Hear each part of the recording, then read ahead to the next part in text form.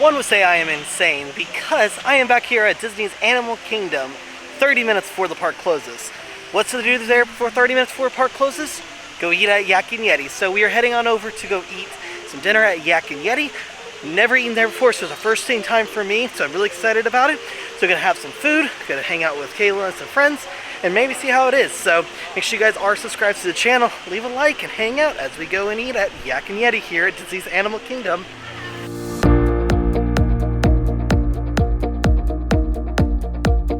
And here is where I'm going to do a little complaining. I have found it very annoying that Disney's Animal Kingdom closes at 6 p.m. most nights right now. And even during the summertime, they close at 7 or 8. And so to me, that seems like disheartening for a park that looks absolutely gorgeous at golden hour, and the sun doesn't set till later, and they were shutting the park down extremely early. There's everything pre-Pandora coming into the area. And so I'm hoping with the new Tropical America, they may do that as well.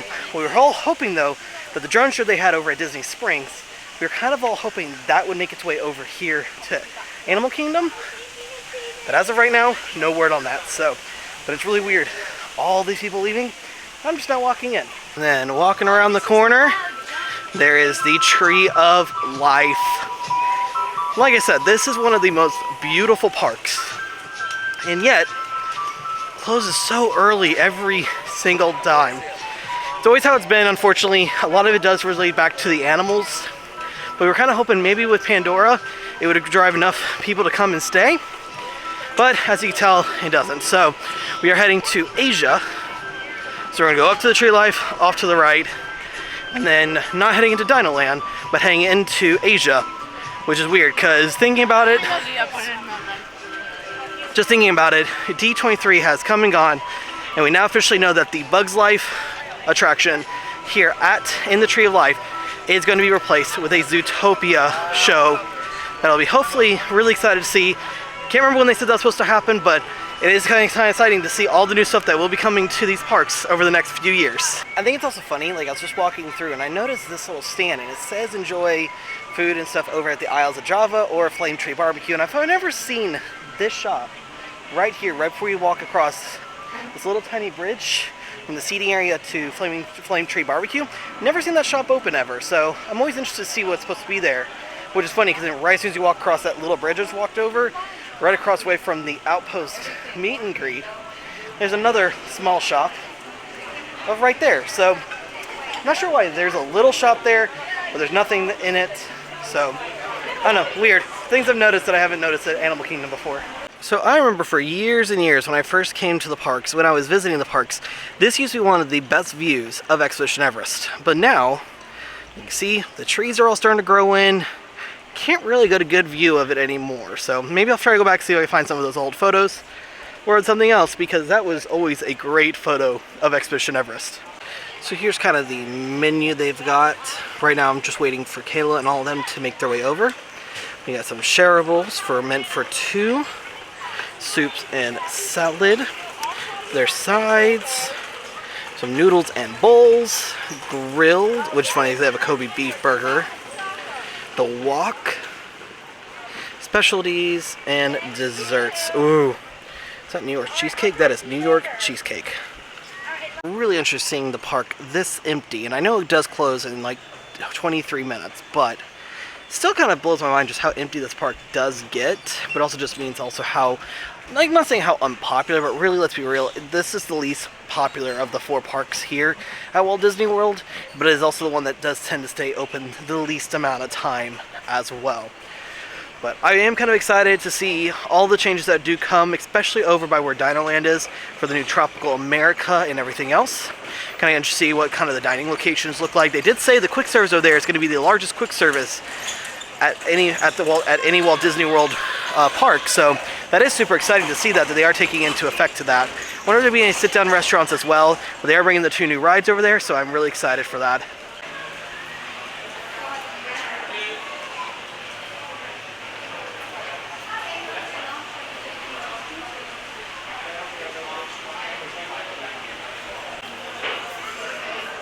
Ooh, they have a bar.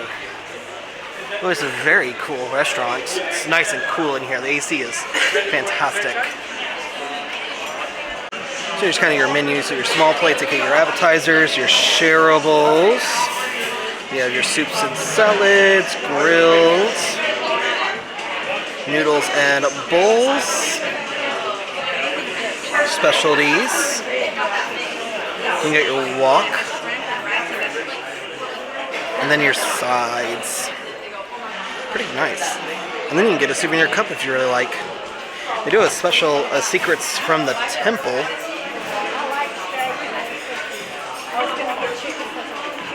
So here's kind of the things they've got for the secret of the temple. Kung Pao chicken and shrimp. Ooh. Korean fried chicken and sticky ribs. Thai beef. Scallops and udon. Wow. I'm very hungry. What's pretty cool about this restaurant is they actually do have a upstairs area. And also the theming is amazing in here. I'm kind of glad we came when we did because it's not very busy in here and it's actually kind of on the quote-unquote quiet side. I mean, it's still kind of loud, but I do love, like, they have the chandelier right there. They've got all the decorations and everything. It's a really nice little restaurant and everything because I really wanted to get the berry cherry limeade, but we have so much food coming and I needed water. Okay, so this is the Korean beef. And I'm telling you what, this thing smells good. And I ended up getting the chicken fried rice to go with it. So it has peppers, bell peppers, onions, beef, and everything else. So this looks absolutely delicious. I'm going to take some bites of this to see how this goes. So this is the Korean hibachi. So it's got steak. What else I did on? Shrimp, vegetables, and rice with a good medium one. And then one of our friends got a, what is it, a dragon roll bowl. Dragon roll bowl. And then he got the salmon on top. So kind of a good wide variety of everything we got here. So all looks so good. We got a couple bites in, and this is very, very good. So got a little kick to it, but nothing like horrible. The meat's really tender. The veggies are cooked very well. There's lots of sauce, lots of flavor, and it's really, really good. And the chicken fried rice, it's pretty much cooked to perfection. So this is kind of where I finished up with for the time being.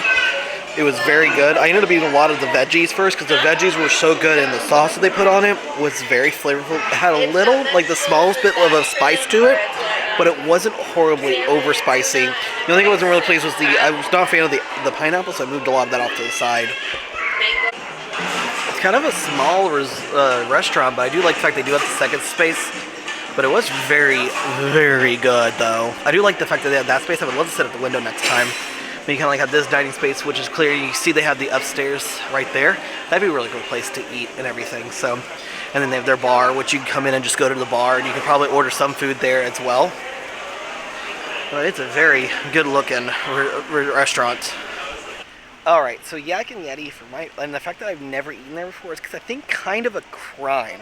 But it was so good. Like I said, the Korean beef that I had, the flavors were very strong. It had a little bit of a kick to it, but it tasted so good. I love that Korean barbecue sauce they put onto it. It was very tasty. The vegetables that were with it were cooked very well, were grilled. They had a good crunch to them. And the chicken fried rice was very tasty. It had a very good flavor, right amount of rice. The rice was cooked very well. I also got to try Kayla's, their steak and their shrimp. There's a squirrel. Let me see. Little squirrel. Ooh, I got that. He was like flat. Ooh. He found some food. That's his dinner. We just had our dinner. But I got to try Kayla's, their hibachi steak and shrimp. And the shrimp was a little weird because like it was fried like as a stick almost. But it was okay. But the sauce with it was very good. It was like a creamy sauce and everything. But the steak was cooked perfectly. It was very juicy. I think my Korean beef though was better than the steak. So that's kind of where that was at. The other thing I forgot to tell you is we did end up getting the calamari as well. And it comes with like this bang bang sauce, and it was so good. Had a little bit of a kick to it, but man, it was really, really good. And we've got leftovers. And you know the weird part is right now? right now the park is closed. The park's been closed since 6. It is 6:52, so we can officially say we've been in a Disney park past a closed Disney park. So we're currently walking towards the front of the park and everything, but very good. I think that's so far probably one of my favorite sit-down meals here at Animal Kingdom. That was very good. I think Animal Kingdom probably has some of the best food on property, which again, is that whole thing of they close at 6. They stayed open later. I feel like Yak and Yeti would get more business. But again, park's not very busy like the other ones. This is so weird just seeing how empty it is right here because, man, some of the pictures you could probably get right here, right now, with no one here is going to be absolutely amazing. Most of the time through this area, it is very, very packed. Especially with having the Tree of Life right there, this becomes a great photo op for everything and everyone. And right now, there's almost no one. You can get that great picture you're looking for. Interesting to note, Riverside Depot and Trading Depot was still open, but they closed the doors at 7 o'clock, so exactly an hour after the park closes. So if you are eating and like staying, you are there a little bit after, just be mindful, if you want to go into the shops, they're only available till an hour after the park closes. So Yak and Yeti, huge success, probably a top 5 restaurant here at Walt Disney World. It was so good, flavors were great, and pricing wasn't horribly expensive. I think for the 5 of us to eat, it was about $160, so you're talking not very much. Now, Kayla and her grandma did share, but that's just because that meal was very big that they got. But it was so good, and I really have to recommend if you're going to be eating somewhere, try to get Yak and Yeti. They do have the quick service location, though, off to the right, where you can get some of like the fried rice and everything.